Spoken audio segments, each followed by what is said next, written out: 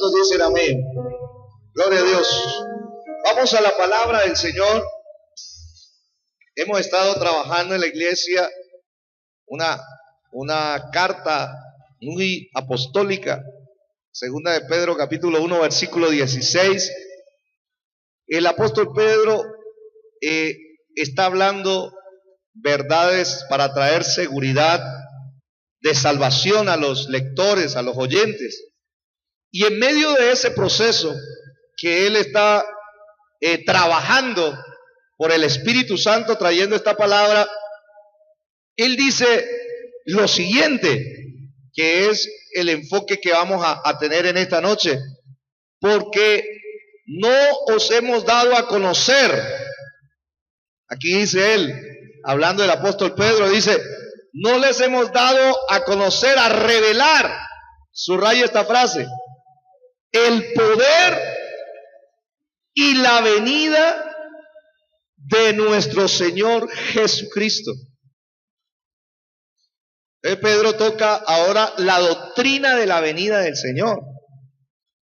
Ahora él está tocando y le está diciendo a las personas que él, por guianza, dirección, iluminación del Espíritu Santo, no ha dado a conocer el poder y la venida de nuestro Señor Jesucristo siguiendo fábulas, mitos artificiosos, sino como habiendo visto con nuestros propios ojos. ¿Qué haya visto él? Dígalo más fuerte. ¿Qué haya visto él? Su majestad. Tremenda esa palabra. A mí me impactó. Y el Espíritu del Señor me hizo detener ahí para mirar dos cosas. Primero que todo, a través de este texto, el apóstol Pedro está desarrollando uno de los grandes temas que él estaba apasionado. Usted se ha dado cuenta de que vamos a estar tocando mucho ese tema acerca de la venida de Cristo. ¿Acerca de la venida de qué? Por eso, la venida de Cristo, la segunda venida de Cristo, se deduce de que él está hablando del poder y la venida. Recordemos que Jesucristo vino por primera vez, y cuando Jesucristo vino por primera vez, vino en forma de mansedumbre, de humildad. En la primera venida vino como el Cordero de Dios. Pero la segunda venida de Cristo va a venir con poder, va a venir con gloria, va a venir con majestad, va a venir como el Rey de Reyes y el Señor de Señores. ¿Cuántos dicen amén a eso? O sea, hay una diferencia, por eso se deduce del texto que Pedro está enfocado en hablar de la segunda venida del Señor. ¿Sí? Y esta carta la escribe Pedro, guiado por el Señor, como lo dice esta carta, dice: no les hemos dado a conocer. Está hablando de los destinatarios de esta carta, de que él ya había escrito una carta hablando justamente de la doctrina de la venida del Señor. Y esta gente a la que él le escribe era gente que la estaba pasando mal. Era gente que estaba sufriendo persecución del exterior. La iglesia para ese entonces estaba perseguida de afuera y estaban problemas internos en la iglesia. Entonces, por fuera una persecución y por dentro problemas internos con falsos maestros. Y claro, el Señor, al ver que la iglesia está en esa situación, envía el mensaje del cielo para consolar, para aclarar y para fortalecer a su iglesia. ¿Cuántos dicen amén? Eso lo vemos en primera de Pedro 1:1, cuando él escribió la primera carta, y dice la palabra que esa carta, Pedro, apóstol de Jesucristo, le escribía a los expatriados de la dispersión. Los habían arrancado de su patria. Las familias rompieron sus relaciones obligadamente, tuvieron que dejar sus familiares y salir uno por un lado, otro por otros. Los despojaron de sus bienes, de sus proyectos, de su territorio, y estaban, dice la Biblia, en una dispersión. Y cuando ellos están ahí, el Señor le revela a Pedro que una forma de traer claridad, de traer consuelo, es hablarles de la segunda venida de Cristo Jesús. Ese es el contexto de la carta. Entonces, por eso es que la iglesia del primer siglo, le llaman la iglesia primitiva, la iglesia del primer siglo, la iglesia, cuando empezó el sufrimiento, las personas se saludaban de una forma, en código, llamémoslo así, espiritual, y no se saludaban como hoy en día, hola hermano, Dios te bendiga. No, ellos se saludaban Maranata. Denle la mano al que tiene ese día, le Maranata. Ya no es un insulto, espere, yo le interpreto.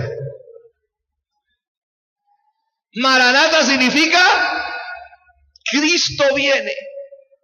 Y el saludo de los creyentes era así, Maranata. Y en esa palabra estaba encapsulada la gran verdad de: tranquilo, estás sufriendo, estás perseguido, estás pasando la mal en esta tierra, tranquilo, tú eres peregrino en esta tierra, hermano y hermana. Cristo viene pronto, y si Él viene pronto, te llevará con Él para siempre. El saludo de ellos involucraba, entonces, a ellos no los asustaba el saludo. Hoy en día hay gente que se asusta cuando uno le habla de la venida de Cristo. Ay, no me toque ese tema. Espérate un momento. Ese tema es un fundamento de la iglesia. Yo digo, es un fundamento de la iglesia.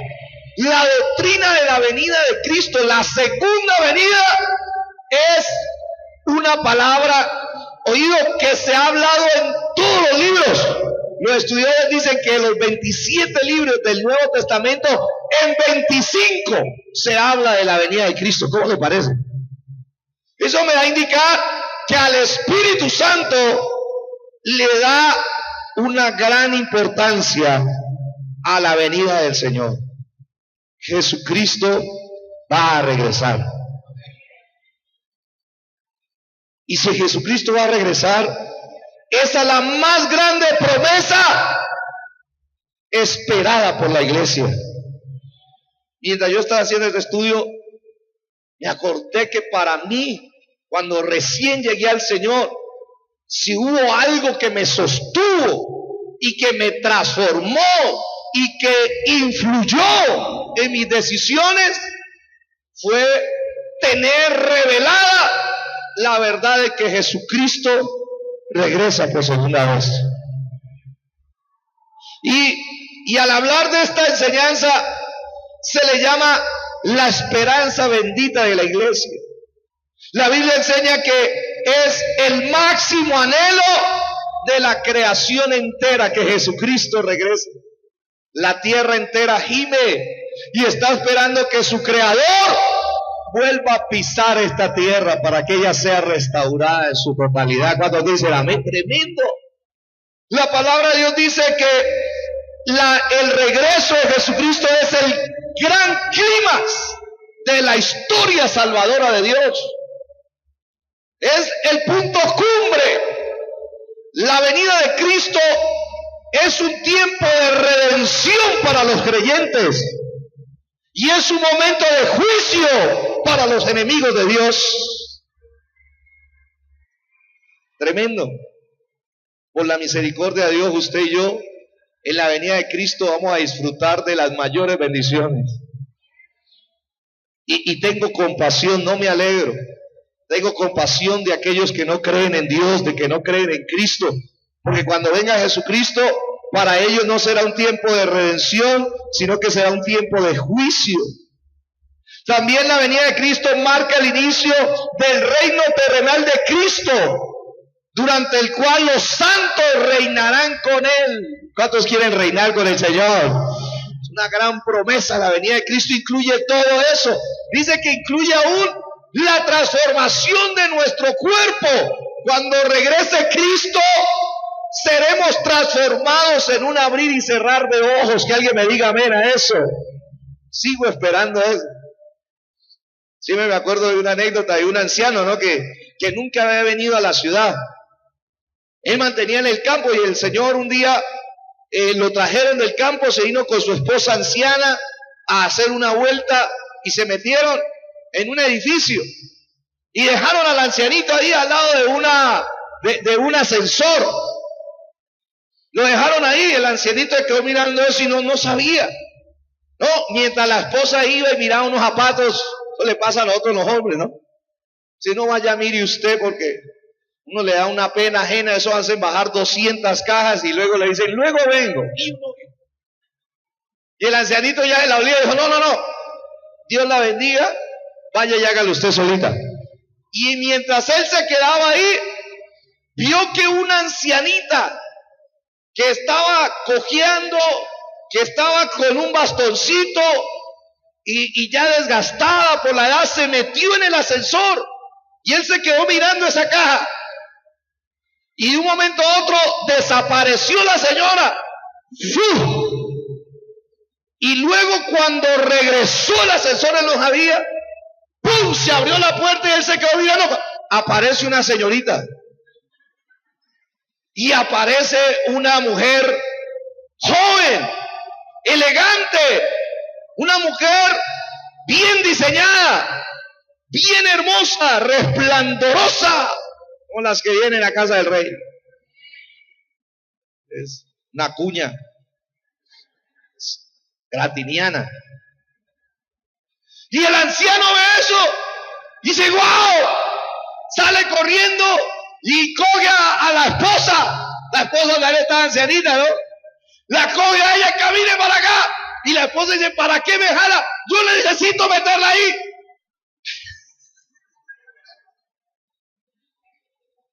Digo, ¿por qué? Yo sí, porque yo vi que una señora anciana, desgastada, enferma, se metió ahí y luego lo que salió de ahí, una mujer bonita, esbelta, joven. Eso le puede pasar a usted.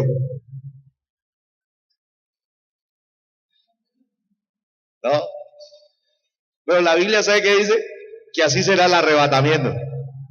En el arrebatamiento, hermano, nos van a meter en un proceso y todos estos achaques con los que cargamos, toda enfermedad, toda debilidad, todo pecado de nuestro cuerpo nos van a meter, vamos a subir y seremos transformados a la imagen de Cristo y bajaremos para reinar con Él, llenos de su gloria, llenos de su majestad, ya no una iglesia débil, ya no una iglesia envejecida, ya no una iglesia humillada, bajaremos con Él una iglesia gloriosa, que no tiene mancha, que no tiene arruga, ni cosa semejante a eso, y vendremos y reinaremos por siempre con Él. Cuando dice la vera eso pasará, duélale a quien le duela. ¿No?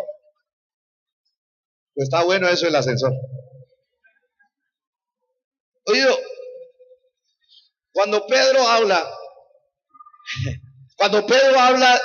en la segunda carta de que él ya les habló del poder y la venida del Señor Jesucristo, entonces él está mencionando que en la primera carta él ya había tocado algunos puntos. Y es lo que nosotros debemos de mirar según esta palabra. Ahí en primera de Pedro 1, capítulo 1, versículo de 7 al 9, mire lo que dice la escritura. Póngame el texto primero, dice así: para que sometida a prueba vuestra fe, diga conmigo pruebas. Otra vez diga pruebas. ¿Cuántos han pasado pruebas? Algunos dicen estoy en pruebas. La Biblia dice que nuestra fe va a pasar por pruebas. ¿Y qué dice? Mucho más precioso que el oro, el cual, aunque perecedero, se prueba. ¿Con qué se prueba el oro? Con fuego. ¿Usted quiere saber la buena calidad del oro? Lo pasan por fuego, porque en el fuego se va la escoria, se va todo aquello que está entremezclado con el oro que le quita calidad. El fuego lo deshace. Y dice que nuestra fe va a ser probada. Oído, y esta fe es probada con una gran razón, para que sea hallada, oído esto, en alabanza, gloria y honra. ¿Cuándo? Otra vez, ¿cuándo? Cuando ocurra la segunda venida de Jesucristo. Cuando sea manifestado Jesucristo, dice la palabra ahí. ¡Wow! Pero un momentico, que esto tiene un poder. Yo no había entendido esto. ¿Sí? Y mire lo que sigue diciendo. Dice la palabra: a quien amáis. ¿Cuántos aman al Señor aquí? A quien amáis sin haberle, ¿qué? Sin haberle visto, lo amamos. Imagínense cuando lo veamos. Ay. ¿Sí? Esos días que está tan de moda los amores por internet, que todavía no se han visto, pero se han chateado. Claro que muchos se decepcionan, ¿no? Cuando ya se ven, dicen: uy, no, en Face se veía mejor.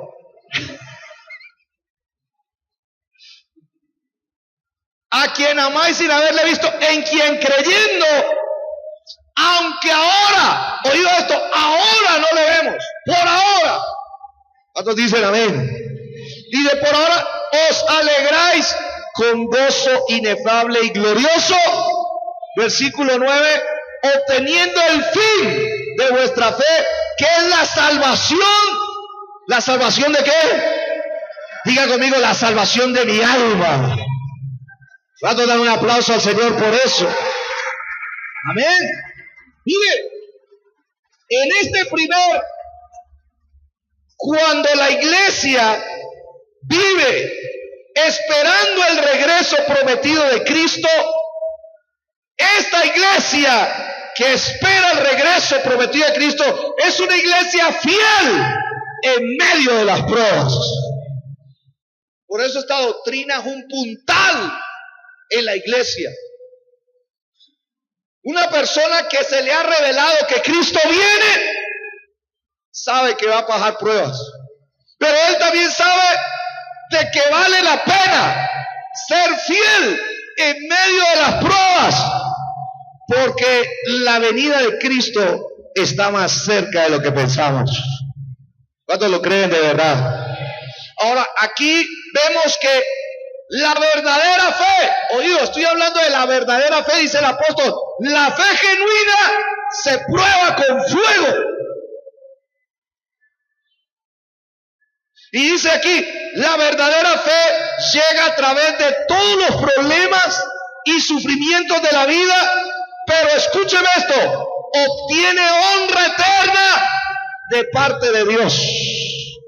Vuélvame a colocar el versículo del 2 de Pedro 1:5 para que usted mira esto tan tremendo. En otras palabras, ¿sabe qué está diciendo la palabra ahí? 2 de Pedro 1:7 dice esta última frase: una vez que la fe es probada, dice que va a ser hallada en alabanza, gloria y honra cuando sea manifestado Jesucristo. Pero usted y yo fuimos llamados a darle alabanza, gloria y honra a Cristo Jesús. Pero cuando el Señor ve que uno de sus hijos, una de sus hijas, está en medio de la prueba, pero no le niega, pero no abandona la fe, pero persiste adelante, persevera y sigue creyendo en Dios, a pesar de su aflicción, a pesar de su dolor, a pesar de sus lágrimas, Cuando Dios ve eso, allá arriba se cambian los papeles y ahora es Él el que trae alabanza, gloria y honra para ese hijo. Eso a mí me parece increíble. Pastor, denos unos ejemplos para masticarlo. Le doy 3 ejemplos rapiditos. Primer ejemplo lo encontramos en Mateo capítulo 11. Dice la palabra de Dios, en este caso lo vimos, pero vamos a darle otra aplicación. Dice Mateo 11, no es ese, no, búsqueme el texto por favor que dice que Juan el Bautista estaba en la cárcel. Ahora la palabra de Dios dice que Juan el Bautista estaba en prisión. ¿Sí? Y cuando él estaba en prisión, estaba pasándola mal, lo iban a decapitar. El tipo le había servido a Dios fielmente, pero estaba pasando un momento difícil. Estaba solo, estaba atacado, estaba oprimido, estaba en un momento de aflicción. Y, perdón, ¿vale? Es 12, Mateo 12, 12:1, 11:2. Mire, estaba ahí enseguidita. Gracias por sacarme de esta aflicción. Al oír Juan en la cárcel, ¿dónde estaba Juan? Llámese prueba, llámese aflicción, llámese momento difícil.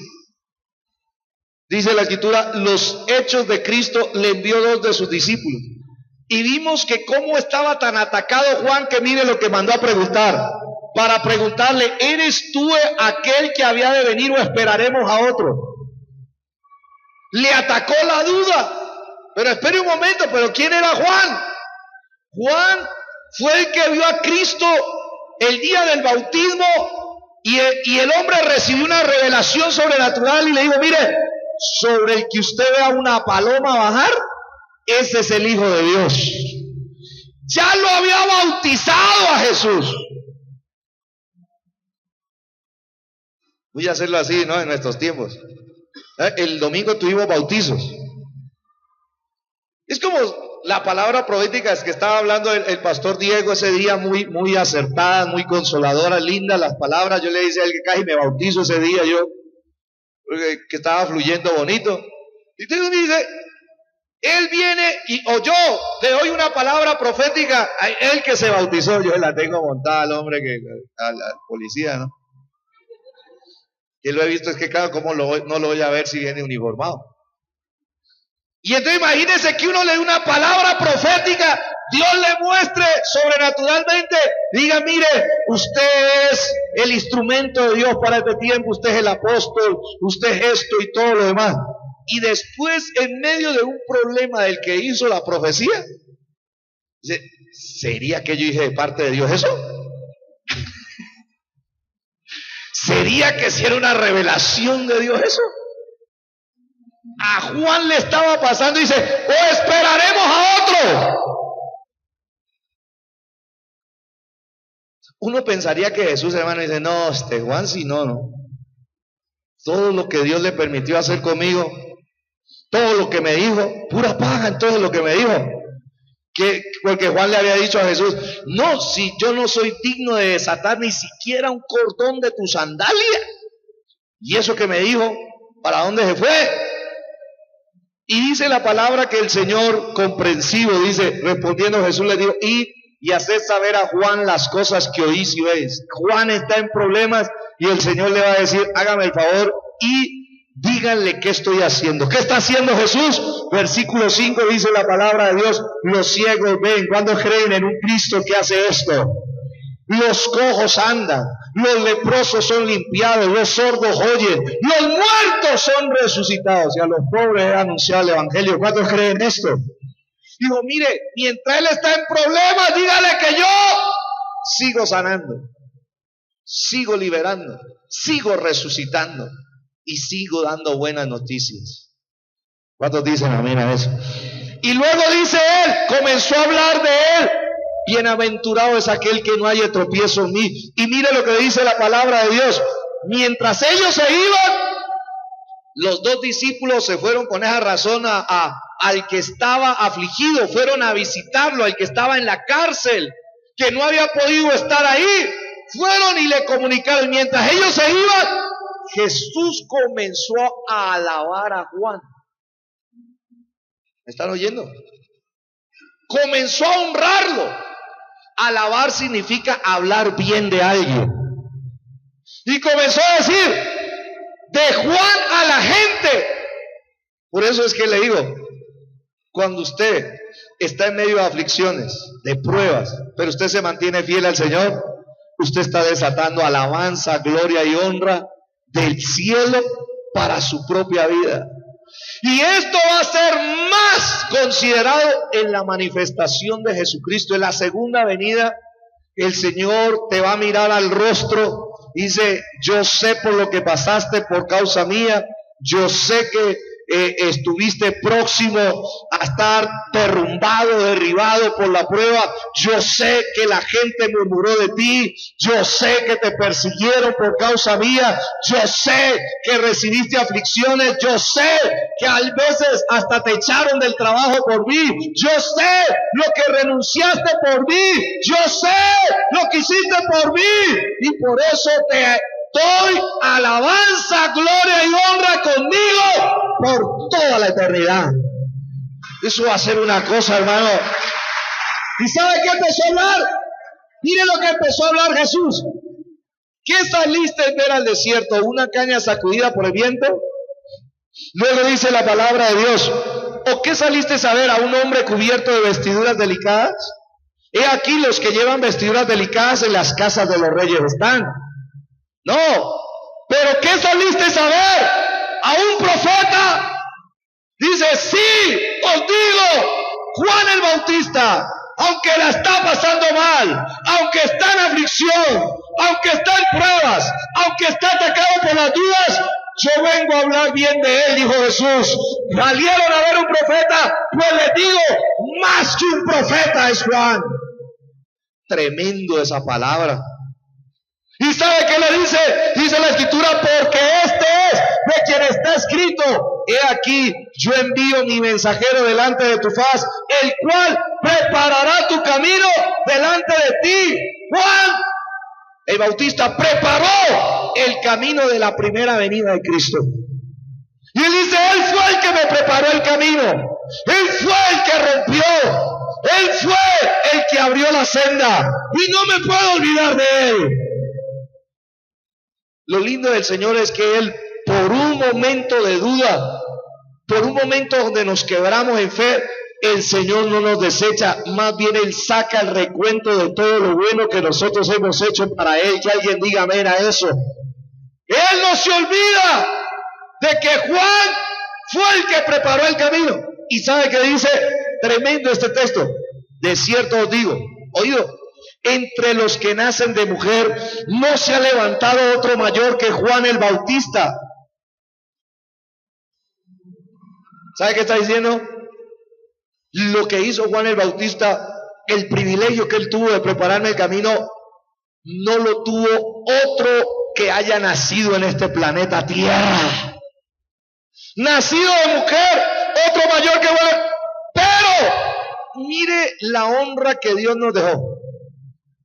Pero el más pequeño en el reino de los cielos, mayor. Si el Señor habló bien de Juan el Bautista que vino a preparar, Juan el Bautista vivió antes de la cruz. Él no alcanzó a ver la cruz de Cristo. Él no alcanzó a experimentar el sacrificio de Cristo. Usted y yo somos de los que está hablando Jesús aquí, el más pequeño. Yo, o tal vez tú, que te consideras más pequeño, nosotros vivimos después de la cruz, donde Cristo derramó su sangre, donde Él pagó el precio, donde se cumplió, donde Él dijo consumado es. A través de eso nosotros hemos sido perdonados, hemos sido limpiados, hemos sido, oído a esto, la habitación del Espíritu Santo. Y dice la palabra que si el Señor habló bien de este hombre, Él también lo hará con el más pequeño del reino. Dice que es mayor es que Él. ¿Cuántos dicen amén? Que cuando usted y yo pasamos por aflicciones, el Señor mismo desde el cielo está diciendo: tan lindo mi hijo, que no me niega. Mi hija, yo sé que le está doliendo lo que está pasando. Yo sé que la está pasando mal. Yo sé que es una prueba. Su fe va a salir de una calidad diferente cuando pase la prueba. Su fe va a salir más pura, de mayor calidad, más sólida, más poderosa. Y yo me encargaré, dice el Señor, de dar testimonio de Él en la tierra, y en la venida de Cristo Él mismo te mirará a los ojos y dirá: tú me fuiste fiel, buen siervo fiel. En lo poco así fuiste fiel, en lo mucho te pondré. Entra en el gozo de tu Señor. ¿Cuánto le dan un aplauso al Señor por eso? ¡Qué maravilla! ¿Sabe? Lo mismo pasó con Job. El Señor habló bien de Job, porque Job no negó a Cristo en medio, no negó a Dios en medio de su prueba. Dice Job, capítulo 2, versículo 3, y el Señor mire, el Señor es feliz hablándole esto a Satanás. Satanás que se muerda la cola, si es que tiene, ¿no? ¿Sabe qué dijo el Señor? Y el Señor dijo a Satanás: ¿no has considerado a mi siervo Job, que no hay otro como él en la tierra, varón perfecto y recto, temeroso de Dios y apartado del mal, y que todavía retiene su integridad, aun cuando tú me incitaste contra él para que lo arruinara sin qué? Hay problemas que nosotros vivimos en esta tierra, que usted por más que le busque razones, no las va a hallar. Son razones espirituales. No las va a hallar uno. No las va a encontrar. ¿Y sabe qué está diciendo? A esta altura, Job ya le habían robado su rebaño. A esta altura le habían destruido sus empleados. A esta altura había perdido a sus hijos. A esta altura de este texto, ya el tipo había quedado en la ruina. Pero a pesar de eso, dice la palabra que Job, dice, se postró y adoró a Dios y dijo: el Señor dio, el Señor quitó, bendito sea el nombre del Señor para siempre. Y cuando el Señor vio eso, dijo: yo no me puedo quedar quieto. El Señor se levantó y le habló al propio Satanás y le dijo: Satanás, ¿sí? Mi siervo, Dios habla, Dios alaba, Dios da gloria, Dios da honra cuando los creyentes, hermanos, nos sostenemos fieles en medio de la prueba. En estos días pasó algo en el mundo cristiano muy llamativo. El hermano Julio Melgar, un adorador, ¿sí? El tipo, hermano, nos ha bendecido con un poco de canciones que cantamos en la iglesia. Ungido, pero le cayó un cáncer, le cayó una enfermedad, y todo el mundo, claro, deseaba, anhelaba. Hasta yo también estuve un tiempo orando por él, que el Señor lo levantara, porque es un instrumento útil para bendecir la iglesia. Y el Señor no quiso. Colóqueme un momentico eso.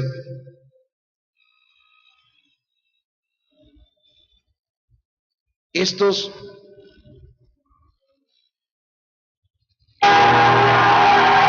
el entierro de él. Él partió a la presencia de Dios. Él fue fiel en medio de su prueba. Yo me imagino que él, hermano, él estaba así sequito, mire. Ahí en la cama lo pasaban, y el tipo adoraba al Señor en la casa. El tipo adoraba, la voz ya no le daba. Adoraba a Dios a pesar de su prueba. Yo me imagino que cuando él partió, hermano, Jesucristo cumplió esa palabra en él. Le dio alabanza en medio de todos los ángeles, le dio gloria, le dio honra. Digo, eso es. Pero ¿sabe quién es este? Es el hijo. Y están en el entierro. Ya no soy un esclavo del temor. Esa es la canción que cantaba él. Ahora la está cantando el hijo. El hijo acaba de perder a su padre. Y no cualquier padre. Cuando usted escucha el testimonio dice: mi papá es el mejor papá del mundo. Mi papá era un hombre de Dios que lo que decía en el altar lo hacía en la casa, nos amaba, nos educaba, nos daba buen ejemplo.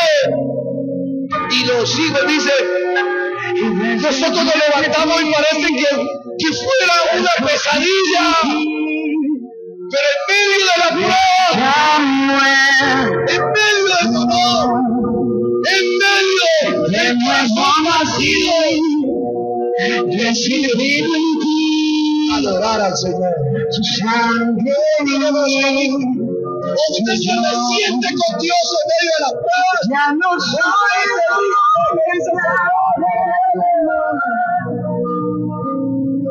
y yo soy otra salida. Ya no soy un esclavo del temor. No puedo tomarte. Tengo que pasar. Ya no soy un esclavo del temor. Mi humanidad me dice que me va a dejar.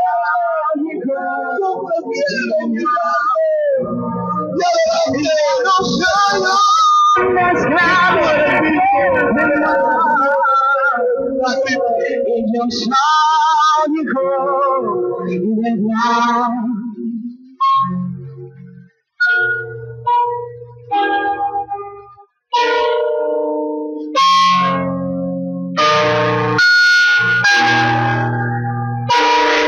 Estoy rodeado por los brazos del Padre,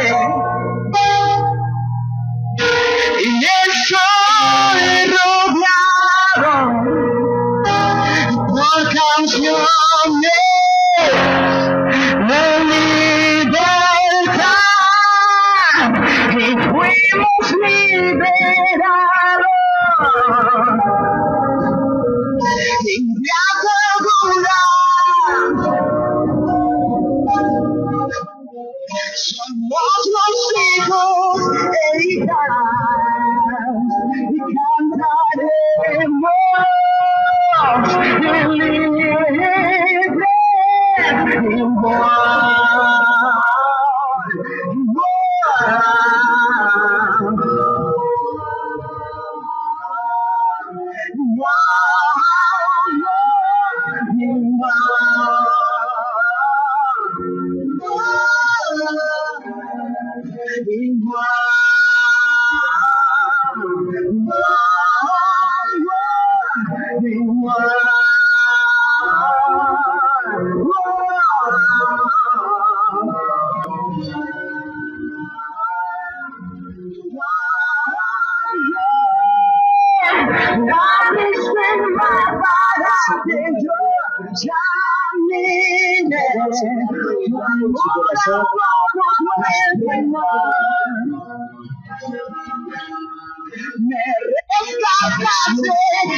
los ataques del enemigo. No. Eso es lo que Dios quiere en nuestras vidas. Por eso es que dice la palabra: tu fe va a ser probada. Pero cuando tu fe sea probada y salgas fiel, a pesar de tu debilidad, sigues fiel a Él, a pesar de tus errores, a pesar de tus fallas, a pesar de tu débil humanidad, dice la palabra que Jesucristo entonces va a traer una alabanza, va a hablar bien de ti delante del Padre, delante de sus santos ángeles. Y escúchame esto: cuando el Señor habla bien de alguien en el cielo, no se queda quieto el cielo se estremece, los ángeles se mueven, Y mientras vamos hacia el Señor, los ángeles vienen en tu ayuda. Los ángeles se activan para liberar, para proveer, para abrir puertas que estaban cerradas. ¿Cuántos dicen amén a eso?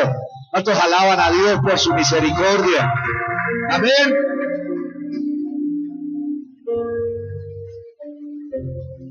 En segundo lugar, miren lo que dice la palabra. ¡Wow!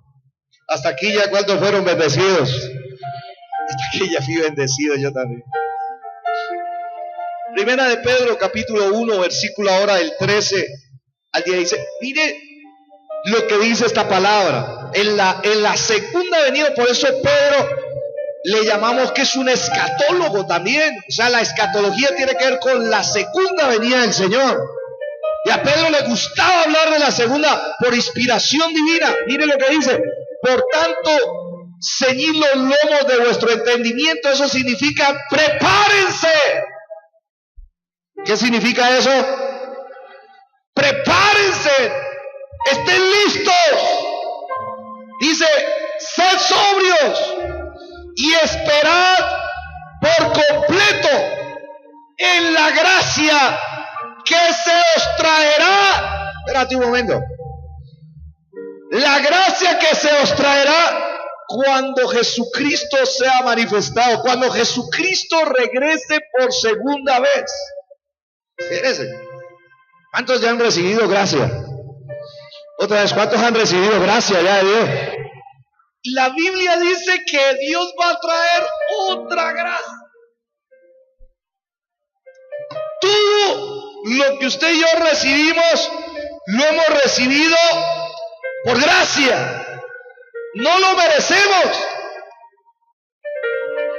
Todo por gracia, y la Biblia dice que se nos va a traer más gracia cuando Cristo sea manifestado. ¿Y sabe qué dice esta palabra? La salvación fue por gracia.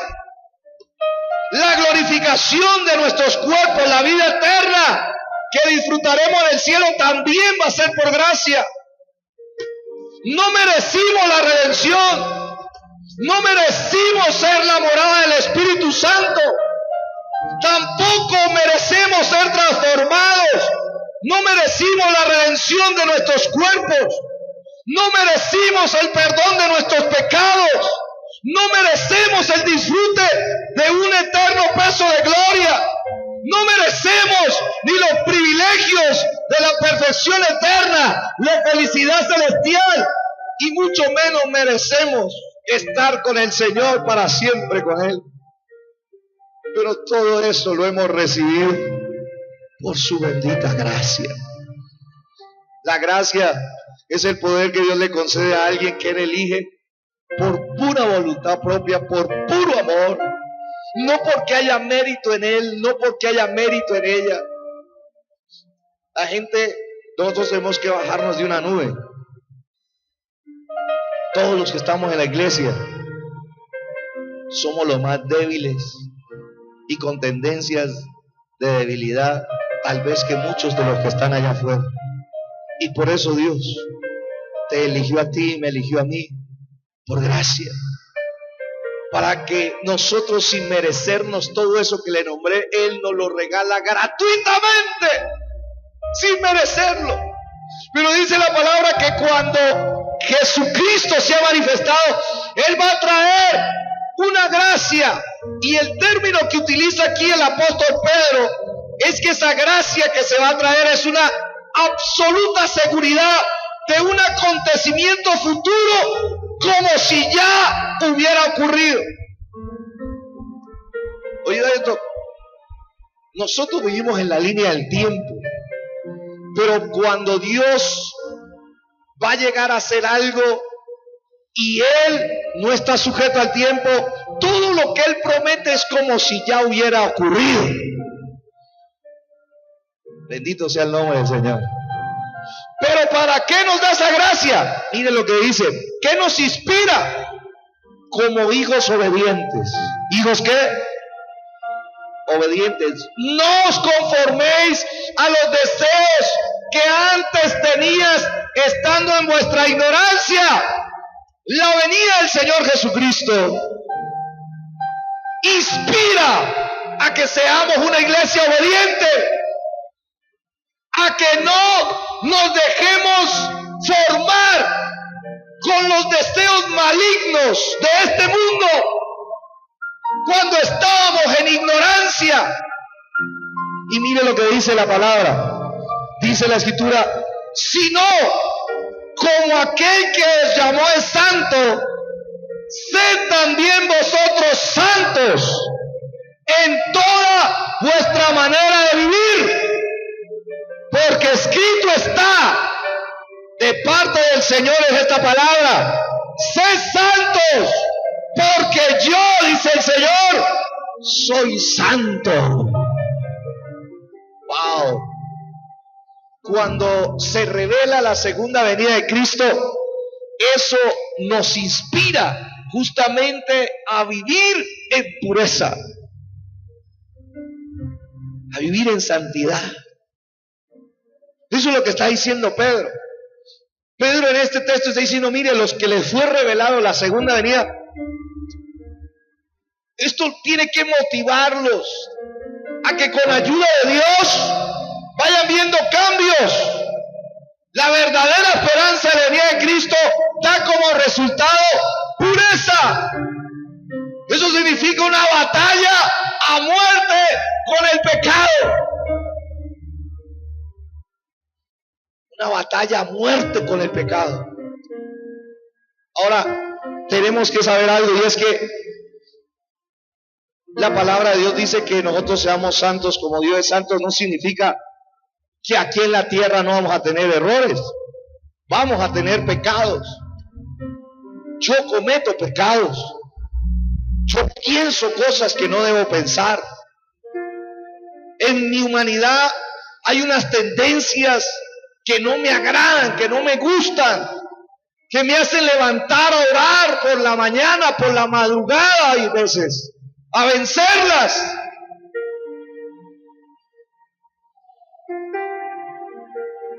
Hay veces que la gente se confunde y dice: pastor, entonces la pureza es que nosotros no cometamos pecados. No, eso no es pureza. Pureza es transparencia. Que aunque cometo pecados, no se los oculto a Dios. No ando con una vida, no ando con una doble vida. Aunque cometo pecados, voy y se los confieso a Dios. Señor, no puedo ocultar lo que tiene mi corazón. Tengo odio, tengo rabia, tengo malestar, estoy deseando cosas malas. ¿Sabe qué le llama a Dios a eso? Integridad le llama a Dios. Ser transparente con Dios y no dar una imagen que uno no es delante de Dios. Dígame algo. Y eso, la pureza, es estar dispuesto a que el Espíritu Santo obre en nosotros, que nos dé el poder para luchar. Me venía preguntando una persona, dice: pastor, la gente católica va a la misa y sale igual de la misa, sigue igual, sigue pecando, sigue haciendo lo malo. ¿Por qué? Me preguntó. Dije: por una gran razón. Le dije: dos cosas. Los cristianos también pecamos. La gran diferencia es que ahora el que es de Cristo también tiene al Espíritu de Dios. Y el Espíritu de Dios nos va cambiando, nos va transformando, nos va liberando de tendencias pecaminosas. ¿Cuántos dicen amén a eso? Por eso lo necesitamos. Y el Espíritu de Dios me habló esta palabra, Mateo 25. ¿Cuántos se acuerdan? Los de la vieja guardia, los de la escuela vieja. ¿Se acuerdan cuando nos predicaban esto? Entonces el reino de los cielos será semejante a 10 vírgenes que tomando sus lámparas salieron a recibir ¿a quién? Venida de Cristo. ¿Sabe qué dice? 5 de ellas eran prudentes y 5 insensatas. Dice, Las insensatas tomaron sus lámparas, subraya esto, no tomaron consigo ¿qué? Y el aceite en la Biblia, ¿de qué símbolo es? ¿De quién? Del Espíritu Santo. Tenían lámpara, pero no tenía aceite. Estaban alumbrando tal vez con luz propia, pero no tenían presencia interna de Dios. Tengo dolor por eso. Tengo dolor y tengo preocupación como pastor. Que la iglesia nos convirtamos en una lámpara que esté alumbrando con nuestra propia fuerza. Que estemos llevando un cristianismo con nuestra propia fuerza y estemos sin aceite en nuestro corazón. Estoy preocupado. Y dice la palabra que no llevaban aceite. ¿Qué sucedió? Mas las prudentes tomaron aceite en sus vasijas. Tomaron al Espíritu Santo en serio. Le dieron lugar al Espíritu de Dios. Y dice, y juntamente con sus lámparas son las dos. Y dice la Escritura entonces, y tardándose el esposo, cabecearon todas. ¿Y qué les pasó? Si se durmieron, vino un adormecimiento espiritual, un desenfoque. Y sí que dice la palabra, y a la medianoche, la venida de Cristo va a ser de repente. Va a ser de repente como ladrón en la noche, dice la palabra. Y a la medianoche se oyó un clamor. Aquí viene el esposo. Salid a recibirle. Entonces todas aquellas vírgenes se levantaron. Un gran despertar espiritual. Y dice, y arreglaron sus lámparas. Pero las lámparas en la parte exterior del creyente, es la imagen exterior del creyente, es lo que la gente ve de afuera. Es el cascarón. Y las insensatas dijeron a las prudentes, danos de vuestro aceite, danos de tu unción, porque nuestras lámparas se apagan. Mas las prudentes respondieron diciendo, hay veces, hermano, no podemos ayudar en cosas. La iglesia es llamada a ayudar, pero hay momentos donde Dios te dice, no puedes ayudar. Dice, para que no nos falte a nosotras y a vosotras, id más bien a los que venden y compran para vosotras. Hay que pagar un precio por el aceite, el precio de la oración, el precio del ayuno, el precio de la lectura de la palabra, el precio de congregarse, el precio de estar con la iglesia. Vayan y cómprenlo para vosotras mismas. Pero mientras ellas iban a comprar, vino el esposo. Y las que estaban preparadas, las que estaban ¿qué? La pregunta para ti es esa. ¿Estás preparado para la venida del Señor? ¿Tienes aceite en tu lámpara? ¿El Espíritu Santo se mueve en tu corazón? Siente su presencia, siente su amor, siente su poder. Tiene que haber evidencia dentro de nosotros que Él está acá adentro. Jamás puede decir alguien que tenga aceite, he dejado de sentir la presencia. Yo he pasado hace rato no pasaba mis peores momentos, hace 5 meses para acá he pasado mis peores momentos. Horribles. Pero lo único que no me faltó en mi corazón es que se me moviera el Espíritu Santo. Le decía, Espíritu Santo, por más que quiera, no. Todo se puede caer, todo se puede derrumbar.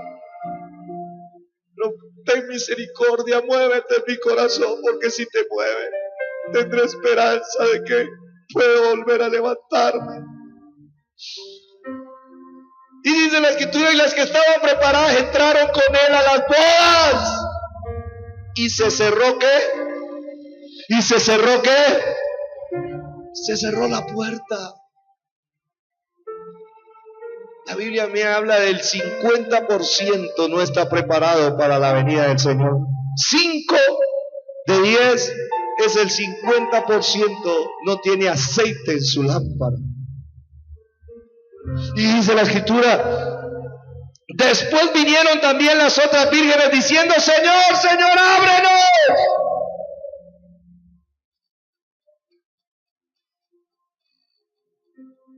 Deme. Mas él respondiendo dijo, qué terrible. De cierto os digo que no les conozco.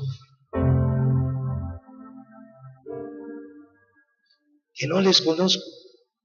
Y sabe que dice, versículo, velad pues, porque no sabéis el día ni la hora en que el Hijo del Hombre ¿ha de qué?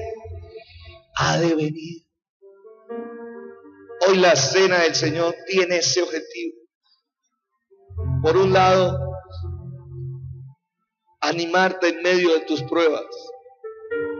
La venida del Señor está cerca. Vale la pena ser fiel al Señor a pesar de nuestras aflicciones. Vale la pena ser fiel a pesar de nuestras pruebas. A pesar de la persecución, a pesar de la enfermedad, a pesar de los momentos caóticos que vivimos en este mundo, vale la pena ser fiel al Señor. Eso desatará alabanza, gloria y honra de Dios para tu vida. Pero la segunda venida de Cristo tiene que ver también con pureza, aceite en nuestro corazón, presencia del Espíritu Santo para que podamos vencer el pecado, para poder luchar, para poder vencer al diablo, al mundo, al pecado que nos asedia. ¿Tienes aceite en tu lámpara, hermano, hermana? ¿Sientes que el Espíritu de Dios se mueve dentro de ti? Porque si no, hoy es un buen día para clamar al Señor. Concluyo. Tengo más, pero concluyo. Segunda de Pedro 1:16. Volvamos al texto donde inició. Dice la palabra, porque no les hemos dado a conocer el poder y la venida de nuestro Señor Jesucristo siguiendo fábulas artificiosas, sino como habiendo visto con nuestros propios ojos su majestad. La conclusión es esta. ¿Sabías que tú vas a ver con tus propios ojos la majestad de Cristo? ¿Vas a ver con tus propios ojos su majestad? Y esto tiene que resolverse en esta conclusión en 3 preguntas. ¿Qué te revela a ti mismo esta palabra? Si vas a ver con tus propios ojos a Cristo, ¿qué te revela esto a ti? 2, ¿qué te hace sentir el hecho de este gran momento? ¿Estás preparado para ese gran momento? ¿De verdad lo entiendes, lo percibes y lo sientes dentro de ti? ¿Te ha sido revelada esta gran verdad? Y tercero, ¿qué necesitas cambiar? ¿Qué necesitas pedirle al Señor hoy en su mesa? Recordando el sacrificio, los símbolos del pan y el vino. ¿Qué necesitas decirle al Señor que te hace falta? para no perder este regalo de su gracia. Necesitas ser fiel en medio de tu prueba, necesitas ayuda, fuerza para pasar ese momento que estás pasando. Él está aquí. Necesitas aceite, el mover del Espíritu Santo para luchar contra las tendencias pecaminosas. Él está aquí.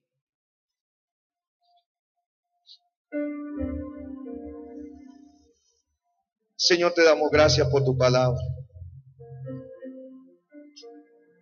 Toda la gloria es tuya porque no tenía la fuerza para hacerlo.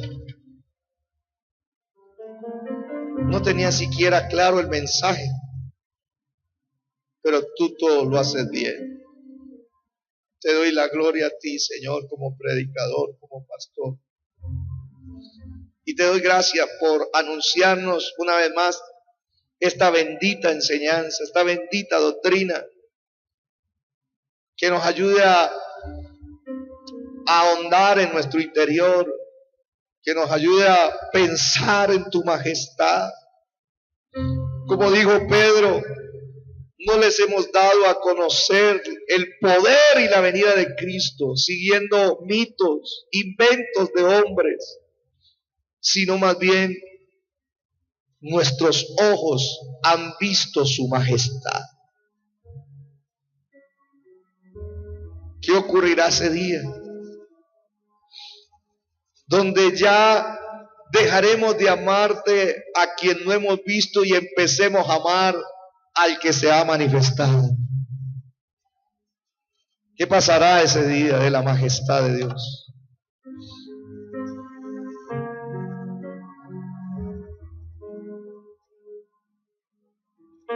¿Qué pasará ese día donde ya nuestros ojos, no solamente espirituales, sino físicos, podamos ver tu majestad tal y cual como tú eres? ¡Qué privilegio! Todo será revelado. La cortina de este sistema pecaminoso, corrupto del mundo caerá y veremos, Señor, lo trascendental, veremos lo que es significativo. Y yo creo que todos entonaremos juntos, entonaremos alabanzas, entonaremos adoraciones para reconocer tu majestad, tu majestad.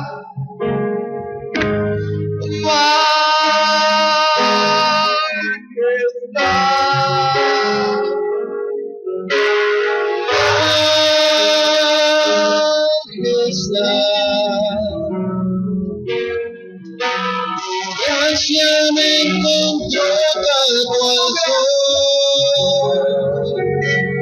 No era nadie y tú me diste valor.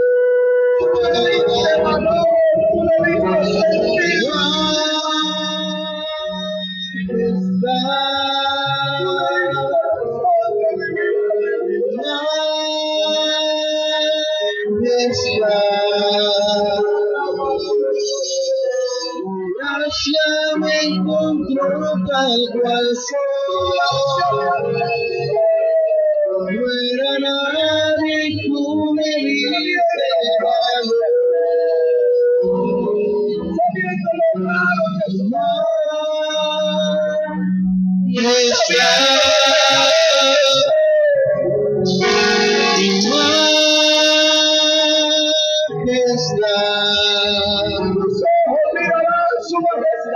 Gracia me encontró tal cual soy. No era nadie y tú me diste valor. Vamos, iglesia, adora al Señor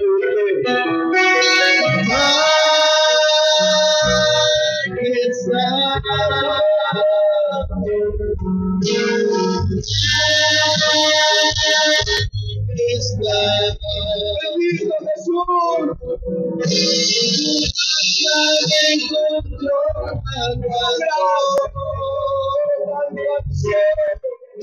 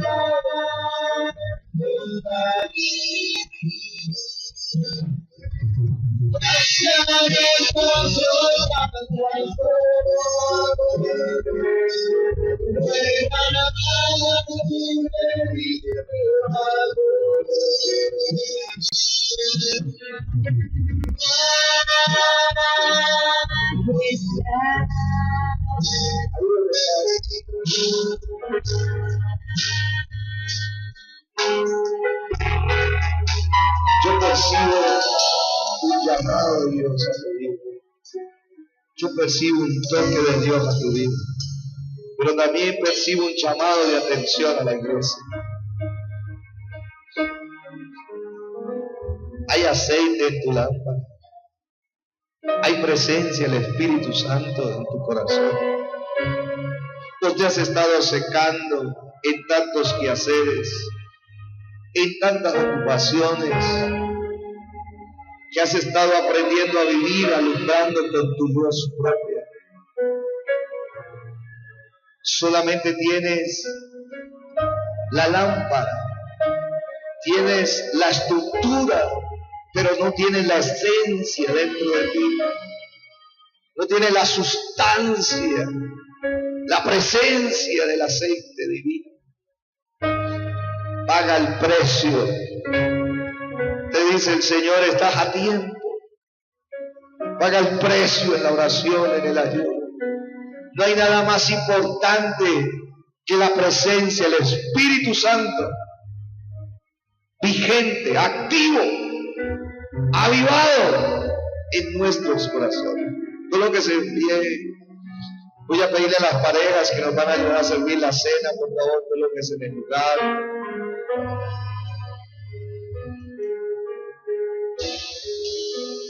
Mientras cantamos la estrofa, la primera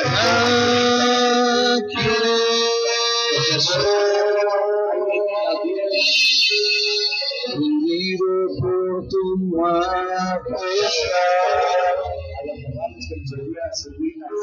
cubierto por tu gracia, Señor.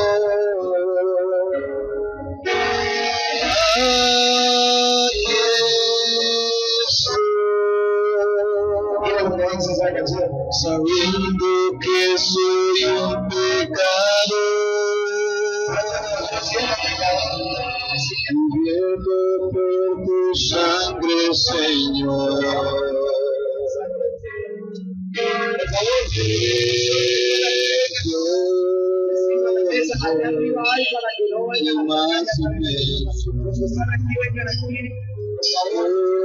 ganadera ya ahí también. Y hay delegados también de la mesa para que puedan venir a robar los símbolos.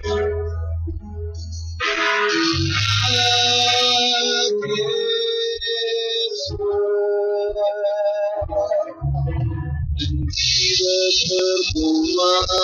majestad, huye por tu gracia, Señor.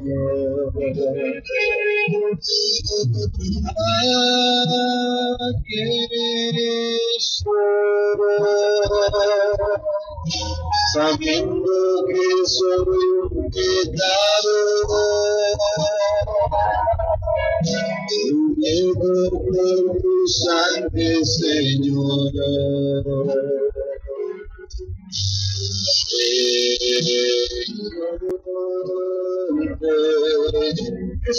Más inmenso amor por mí, en tu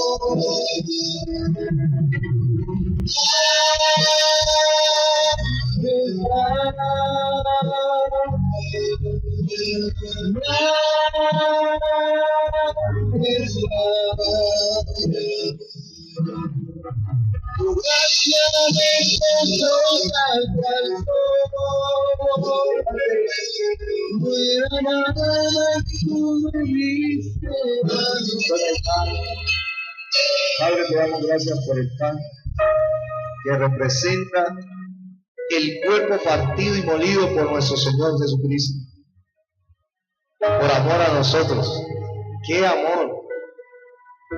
El grande amor que tuvo, que tiene y que tendrá. Gracias, Señor. En este día te damos gracias. Señor, el pan representa que tú te entregaste totalmente por nosotros, que nos amaste y que no hubo absolutamente un solo rincón de tu cuerpo que tú negaras a entregar por amor a nosotros. Cada pedazo de estos panes que tenemos aquí en la iglesia representa un pedacito de ese cuerpo que fue partido por los latigazos. Tu majestad fue golpeada en la cruz. Tu majestad fue golpeada con esos látigos. Tu majestad fue golpeada. Por amor a nosotros dejaste golpear tu majestad. Gracias, Señor. Y al tomar este pan, Señor, oramos hoy por los enfermos, porque por la llaga de Cristo hemos sido curados. Colocamos la vida de la hermana Betty de misericordia. Colocamos la vida del hermano César de misericordia. Por la llaga de Cristo fuimos curados, lo seguimos proclamando, lo seguimos creyendo. Desde aquí seguimos cubriendo a cada hermano que está teniendo alguna dolencia, alguna enfermedad. Señor, pedimos sanidad, pedimos la salud que brotó del cuerpo de Cristo, alcance sus vidas y se deshaga toda enfermedad en el nombre de Jesús. Pero ante todo también pedimos fidelidad en medio de la prueba. Tú fuiste fiel a pesar del sufrimiento que te causaron los clavos. Fuiste fiel al Padre a pesar de la corona de espinas que traspasó tu cabeza. Fuiste fiel Al tomar este pan, danos la fortaleza para ser fiel en medio de nuestras pruebas, en medio de las lágrimas, del dolor, de la decepción, en medio de nuestras confusiones, en medio de nuestras aflicciones. Danos la fortaleza para ser fieles a ti, a pesar de toda aflicción, en el nombre de Jesús. Podemos tomar el pan.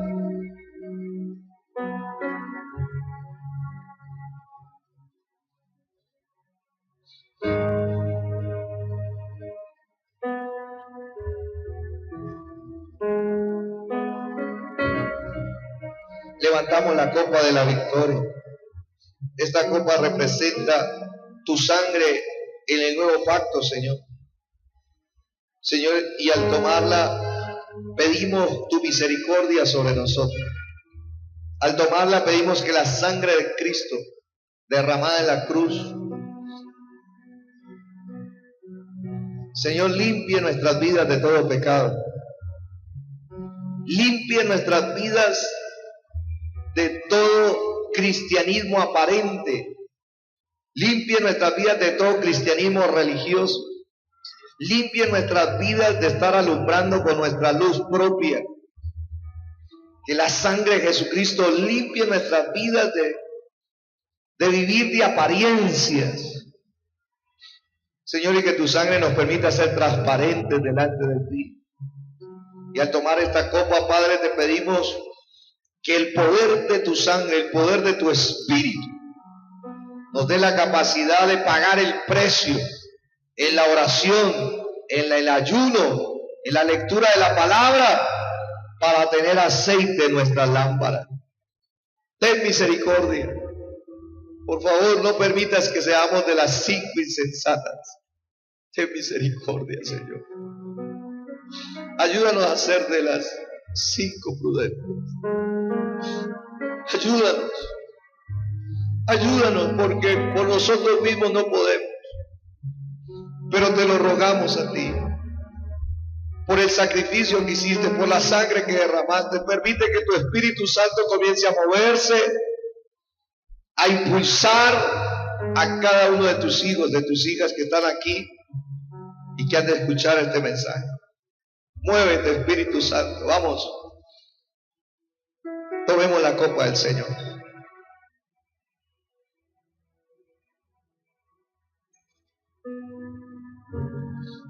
Vamos, di esta palabra: por la sangre de Cristo, que se vuelva a mover el Espíritu Santo, que se avive la presencia de Dios en mi corazón, permanentemente y constantemente y crecientemente, en el nombre de Jesús.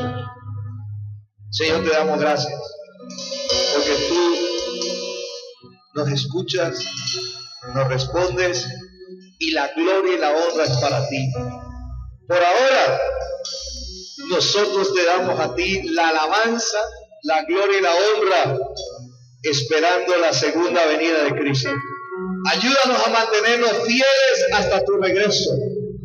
Ayúdanos, Señor, a batallar con el poder del Espíritu hasta que escuchemos la trompeta, porque sonará la trompeta.